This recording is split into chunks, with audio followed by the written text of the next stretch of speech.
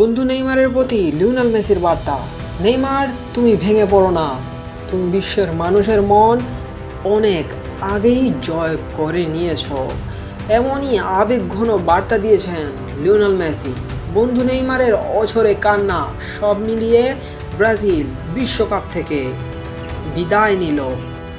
তবে হাজার হাজার সমর্থকেরা আছে নেইমারের পাশে।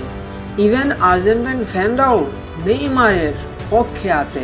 তারা তো এটাও বলছে কার্লো আনচেলত্তির মতো একজন কোচ ক্লাবেই পারবে। তিনি দেশের হয়ে যদি নিজেকে প্রমাণ করতে হয় তার ইমোশন থাকতে হবে, আর এই ইমোশনটা কার্লো আনচেলত্তির নেই, যার কারণে তিনি নেইমারকে বসিয়ে রেখেছিলেন এবং 65 মিনিট পর উঠিয়েছেন। ততক্ষণে নেইমারদের 2 গোল দিয়ে ব্যাক করা প্রায় অসম্ভব হয়ে গিয়েছিল। সব মিলিয়ে কার্লো আনচেলত্তি এই ম্যাচে কমপক্ষে নেইমারকে শুরু থেকেই খেলাতে পারত। নেইমার যদি বাজে খেলতো 45 মিনিট পর উঠিয়ে দিতে পারতো।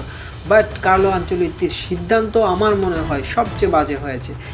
অনেকে ভিনিসিয়াস জুনিয়রের উপর খেপেছেন, বলতেছেন ভিনিসিয়াস জুনিয়র ভয়ে ভীতু লোক, পেনাল্টি অন্যকে দিয়ে দিয়েছে। আসলে তেমনটা নয়, কারণ ব্রুনো গিমারেজের পরিসংখ্যান দেখলে আপনি বুঝতে পারবেন তিনি নিউক্যাসলের হয়ে 3টা শট নিয়ে 3টাই গোল করেছেন।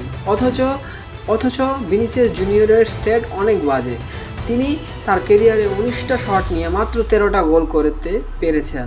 এর মানে প্রায় 6টা গোলই তিনি মিস করেছেন। সব মিলিয়ে কার্লো আনচেলত্তির এই সিদ্ধান্তটা ঠিক থাকলেও কিন্তু নেইমারকে না খেলানোর সিদ্ধান্তটা একদমই ভুল ছিল।